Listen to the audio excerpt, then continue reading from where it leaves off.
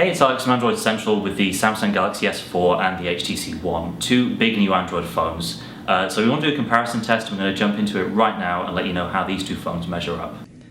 So here we are with the Samsung Galaxy S4 and the HTC One. First off, just in terms of materials, two very different devices here. The S4 is a traditional plasticky Samsung design, whereas you've got the very nice aluminium unibody on the HTC One. So removable battery door and of course removable storage and battery as well on the HTC One. Let's clip that back on. So the S4 is just a little bit thinner, I think. Very thin and very light design, of course, because of the materials used.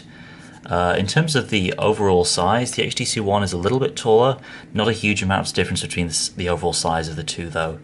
Let's just bring up the screen. We can see the S4 has a 5-inch 1080p screen, whereas we've got a 4.7-inch on the HTC One. Samsung's also using a different display technology. It's full HD Super AMOLED on the Galaxy S4 versus the Super LCD 3 on the HTC One. So the difference is that basically you have better daylight performance on the HTC One versus slightly more vivid colors and darker blacks on the Galaxy S4.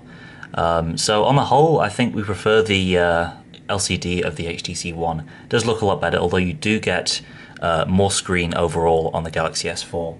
Very different software on these two as well. So if we head into the settings on both, we'll see we're running Android 4.1.2 on the HTC One versus 4.2.2 on the Galaxy S4. So what that means is you get a few extra features and tweaks on the S4. So we've got lock screen notifications there, lock screen widgets rather, and that's something you don't have on the HTC device. The UI itself is also very different design-wise. So we've got blink feed here on the HTC One.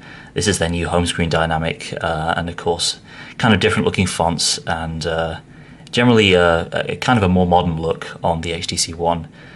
Galaxy S4 is very much a traditional Android design, and there are kind of some leftover elements from older versions. So for example, we've got tabs at the top here to switch to different areas of the settings app. Samsung's UI is probably a little bit more feature rich. You do have unique features like Air View, so the phone can detect finger input at a distance, and that works in certain apps like the Gallery app. As you can see here, a little bit of slowdown when loading some apps. That's kind of indicative of what we've seen across the board on the S4. It's a very fast phone, but I think HTC has the lead in speed.